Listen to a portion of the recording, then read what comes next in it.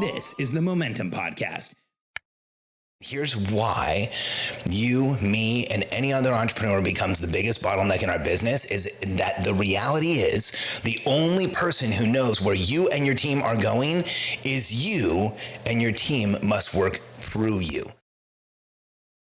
I'm Alex Sharfin, and this is the Momentum Podcast, made for empire builders, game changers, trailblazers, shot takers, record breakers, world makers, and creators of all kinds. Those among us who can't turn it off and don't know why anyone would want to. We challenge complacency, destroy apathy, and we are obsessed with creating momentum so we can roll over bureaucracy and make our greatest contribution. Sure, we pay attention to their rules, but only so that we can bend them, break them, then rewrite them around our own will. We don't accept our destiny, we define it. We don't understand defeat because you only lose if you stop, and we don't know how. While the rest of the world strives for average and clings desperately to the status quo, we are the minority, the few, who are willing to hallucinate there could be a better future. And instead of just daydreaming of what could be, we endure the vulnerability and exposure it takes to make it real. We are the evolutionary hunters, clearly the most important people in the world,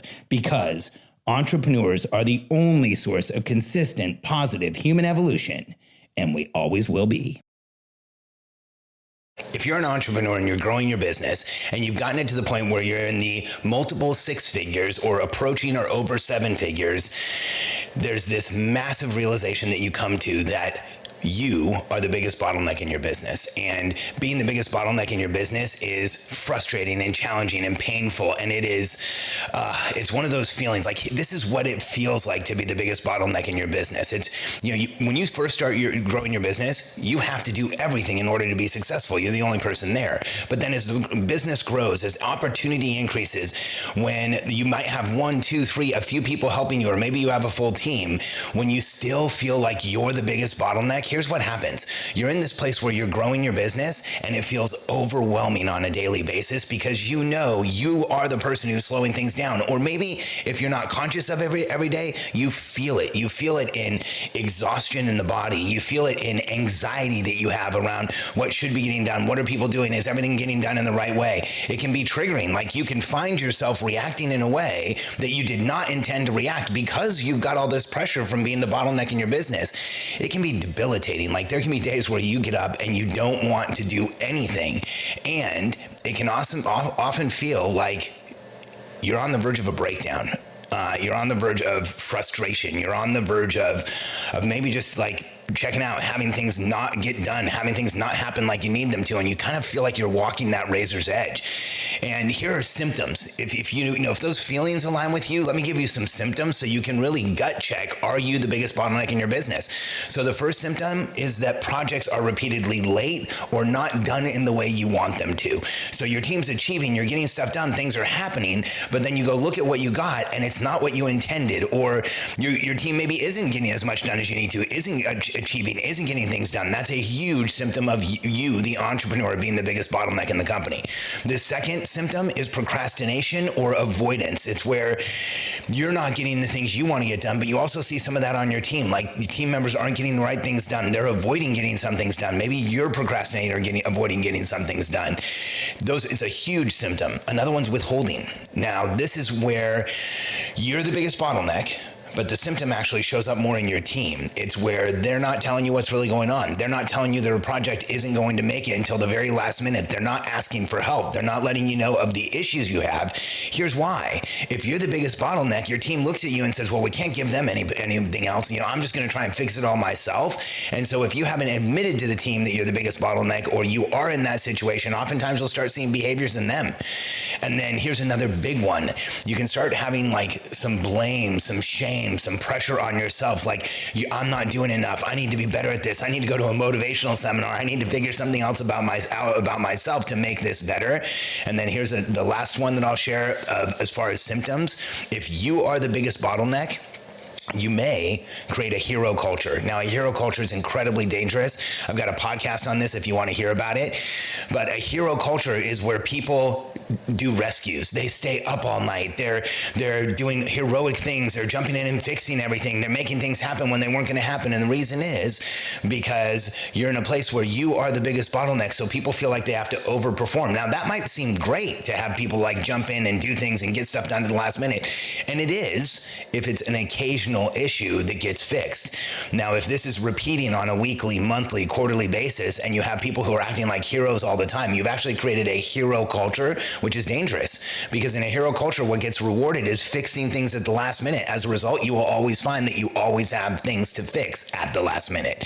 And so I want to help you understand why so many entrepreneurs are the biggest bottleneck in their company. And I'll share just one story of like runaway success that we've had with one of our members. And I talk about him often. It's because I love him like crazy, like a brother. I think he's one of the most intensely intelligent entrepreneurs I've ever worked with, although he probably wouldn't say that about himself. In fact, I've heard him say things that indicate that he wouldn't say that, but he's super humble. And his name's Daniel Rosen. He runs a company called Credit Repair Cloud. Daniel and I started working together just a few years ago. It's 2018 or 19. And when I joke about being the biggest bottleneck in your company, it means you're wearing all the hats and doing everything. Daniel was literally going into every department in his company. The company was about $2 million. He was like looking at the customer service tickets. He was looking at all the emails that came in. He was like in this place of anxiety and anxiousness and overworking and trying to do everything and trying to look at everything. And as a result, the company really wasn't growing. And he was stressed like crazy. I remember just being in the room with Daniel back then, I could feel his stress. And here's what shifted for Daniel. He realized he was the biggest bottleneck. And here's why you, me, and any other entrepreneur becomes the biggest bottleneck in our business is that the reality is the only person who knows where you and your team are going is you, and your team must work through you. They must go through you. Here's what I mean by this. When you look at the case of Daniel had the business plan up in his head. He had the customer service stuff up in his head. He had everything the company was supposed to be doing in his head, and he was going around transactionally looking at it and saying, did this get done? Okay, I'll check another thing. Check it, see if that got done. Check it and see if that got done.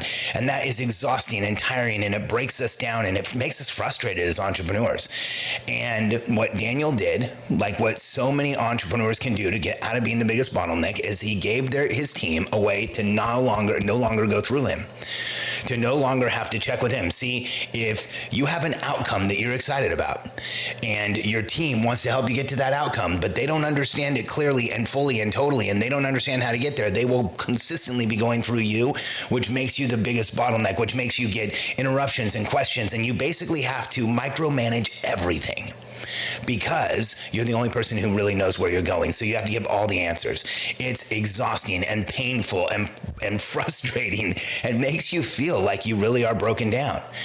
Here's how you get around this. This is what Daniel did to go from 2 million when we started working with him just a few years ago to right now, he's at over 25 million. I'm so proud of him and his team. This is just incredibly amazing to see. $25 million and growing, and with a plan to get to 100. And here's how he did it. If you go back to this thought process that I used, that if you've got an outcome you want to get to and your team's here and you're here, the only way that they can get there is to go directly through you, because they have to ask you every question. They have to get clarity from you. You have to tell them how to do it. Now, the way that you overcome this is you create a strategic plan. Now, a lot of people ask me about what is a strategic plan. And you know what? Here's what I want you to know. I know that the words strategic plan aren't even sexy to entrepreneurs, and it's not exciting to hear that, and it would be so much easier to go focus on marketing or something else. But here's what a strategic plan actually is. If we take this same situation I was talking about, big outcome out here, you as the entrepreneur right here, your team's back here, if there isn't a clear roadmap, if there isn't clear direction on exactly where the company's doing and all the projects you're achieving, if there isn't clarity about what each of those people needs to do, you will consistently be in the middle here, and they will always have to go through you. Now, when you create a strategic plan, a roadmap, this is where all the projects are listed. This is where there's details accessible to everybody, where everybody understands what the outcomes are, what you're measuring to see if you're successful. 3 things: what the outcomes are, what you're measuring to see if you're successful, and who's accountable for what. Like, those 3 things are a game changer in a company. If you're taking notes on these or on this video, write that down. Outcomes, measurement, and accountability. So what are you doing? What are you measuring to see if you're successful, and who's doing what part? If you have that strategic plan, here's what happens. As the entrepreneur, you can actually fall back into a coaching position. You can actually fall back into a position where you're helping people who kind of fall behind, and your team can get out in front of you. See, when we talk about getting you out of being the biggest bottleneck, the way that we do it is we take you from being the biggest bottleneck to flipping it all the way around to where your team is out in front of you and you're coaching them from behind. I love this analogy from analogy from nature, from the natural world. You know, if you look at a pack of wolves, the alpha wolf, the wolf that runs that pack, the wolf that's in charge, if the pack of wolves is going somewhere, that wolf communicates the direction to the wolves that are out in front and then leads from behind. In the animal kingdom, if somebody's falling behind, that wolf helps them keep going. They're checking on their wolf pack. They're making sure nothing's attacking from behind. But what they're really doing is they're coaching, they're guiding, they're leading from the position at the back.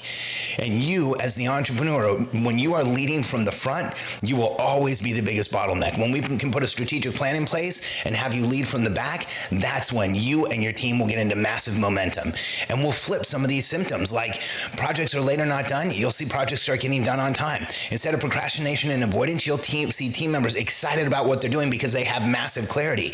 And if you've ever had the feeling like your team's not stepping up enough, or they're not engaged enough, or they're not taking enough initiative, give them the clarity of a strategic plan where they understand outcomes, they know how they're being measured to see if they're successful, and they know what they're accountable to and what everybody else is accountable to, and you will see your team members take initiative and step up and do more than you ever thought possible. I know, because we watch our members go through this experience every day where they put a strategic plan in place, communicate it like crazy to their team, and the momentum is almost guaranteed. And so I know it's difficult to be the biggest bottleneck, and there are process, structure, and routine. There are systems and tools that will get you out of that position permanently. The first one, and the most important one, is to create a strategic plan with your team's involvement, and then have a system to renew that plan, to rebuild that plan, so that your team always has clarity. You know, it's funny, whenever I talk to an entrepreneur who's frustrated with their team, who's frustrated with their output, who's frustrated with what's going on, I ask a few questions to show them that the team doesn't really have clarity. And after a few more questions, and see if this resonates, like let this wash over you,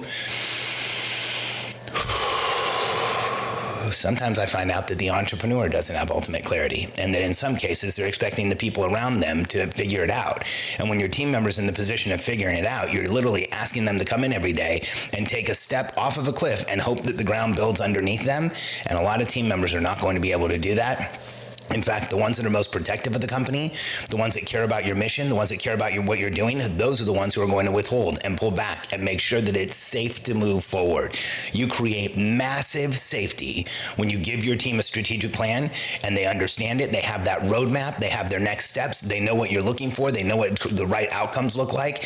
And you and your team will move forward fast. And if you're interested in understanding more about a strategic plan and getting some more information on what you can do, you can go to billionairecode.com, and there's a ton that you'll be able to get there. But at billionairecode.com, you can download a copy of the Billionaire Code, which will show you what stage of growth you are as an entrepreneur, and also what should be in your strategic plan.